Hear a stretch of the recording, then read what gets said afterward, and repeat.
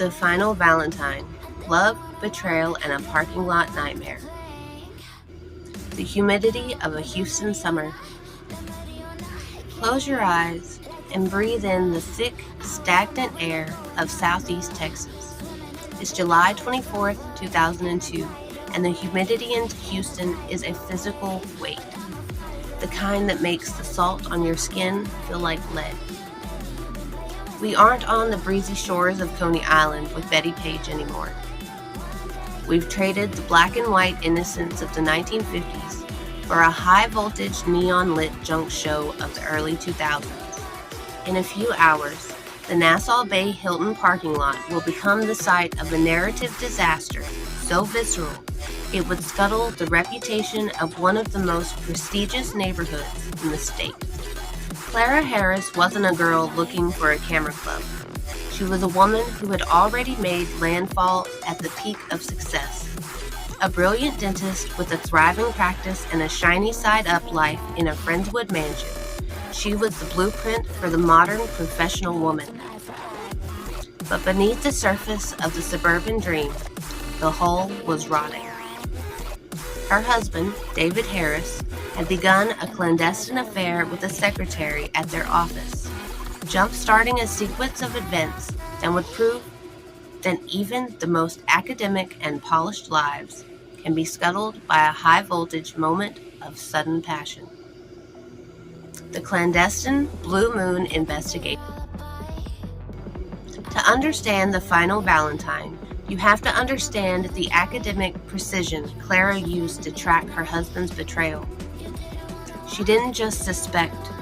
She battened down the hatches and hired Blue Moon Investigations.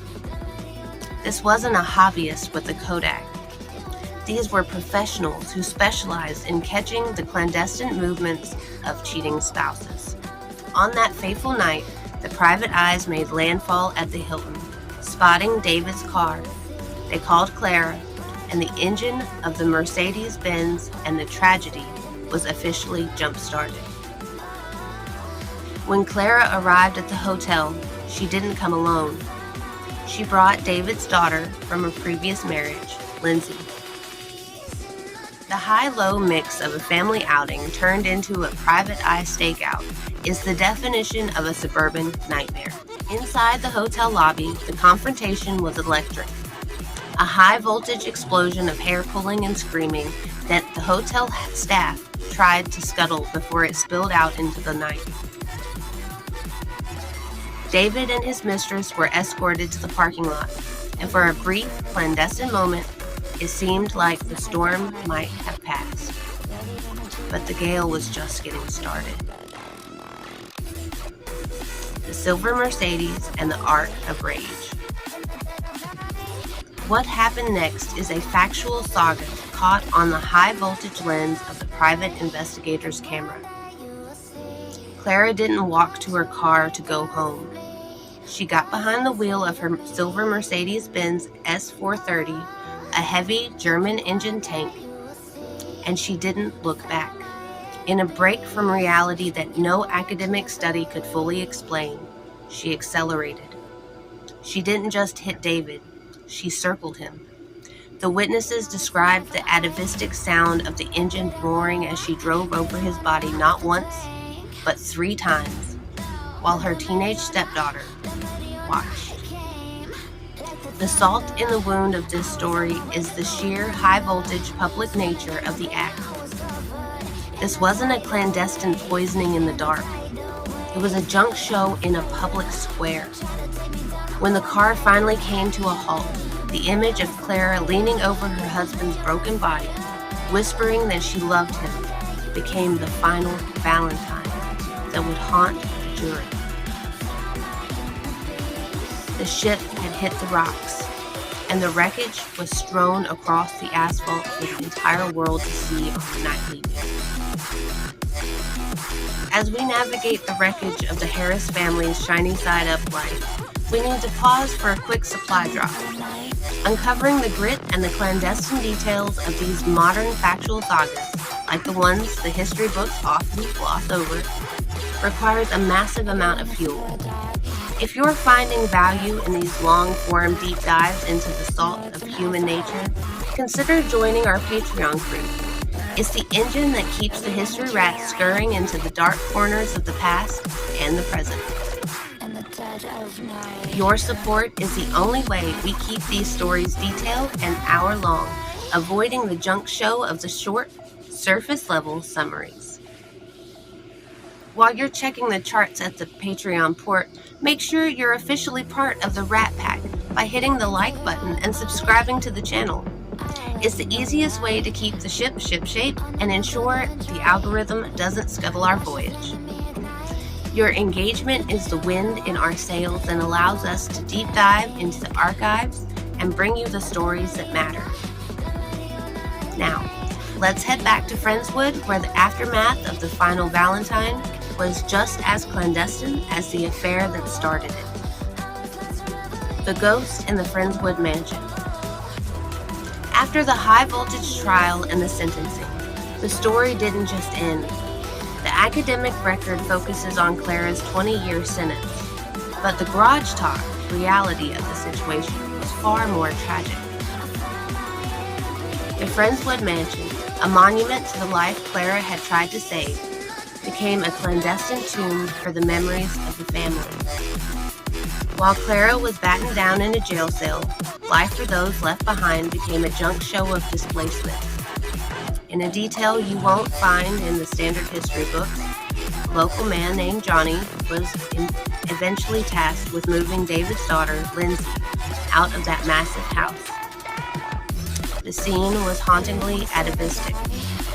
The girl sat amidst the remnants of a scuttle dream, seemingly unable to process that the landfall she knew was gone forever. Her words to Johnny that "Mom will fix everything" revealed the clandestine psychological impact of the tragedy. Even after witnessing the high-voltage horror in the parking lot, the girl was still waiting for Clara to return and repair the ship. It is a staggering example of how deep the bonds of a family can go, even when they've been charred by the heat of a Mercedes-Benz engine and the salt of a public betrayal.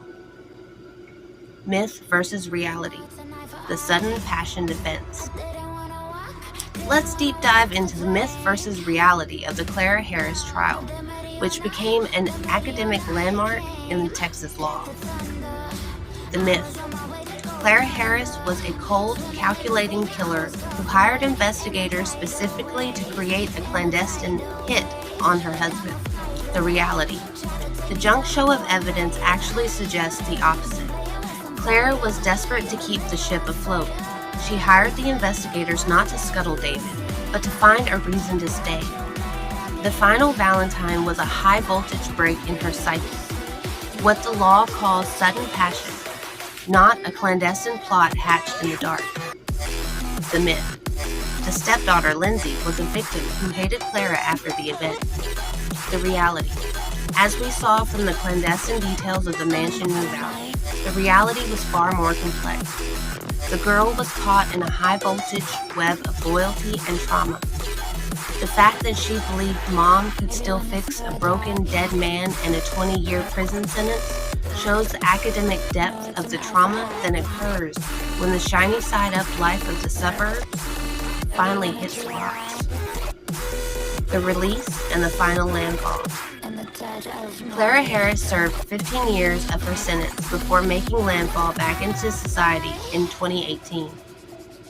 She emerged into a world that had moved on from the high-voltage headlines of 2002. But for the residents of Nassau Bay and Friendswood, the final Valentine is a story that will never be scuttled. She lives a clandestine life now, far from the junk show of the media, trying to rebuild whatever fragments of a life she has. The mansion is gone, the dental practice is a memory, and the shiny side-up facade has been permanently stripped away. She remains an atavistic warning for the Rat Pack, a reminder that the distance between a perfect life and a narrative disaster is often just the length of a parking lot. She wasn't a monster from a clandestine myth. She was a woman who didn't know how to batten down the hatches when the storm hit her heart.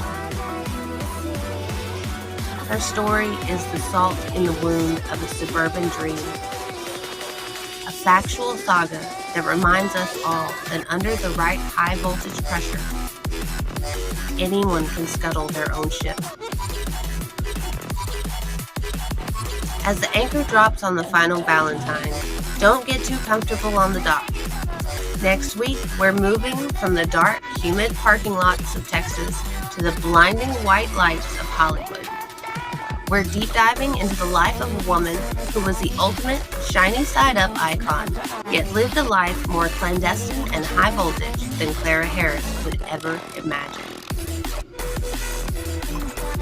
We're talking about the woman who invented herself from the wreckage of a junk show childhood to become the most famous face in the world, only to meet an end shrouded in conspiracy and clandestine whispers. You won't want to miss the landfall on that one. Before you head out, help make sure that the ship is ship-shape. Subscribe and ring that bell for the history rats. Until next time, keep the heavy side down, but not too far down. And as always, be good to each other.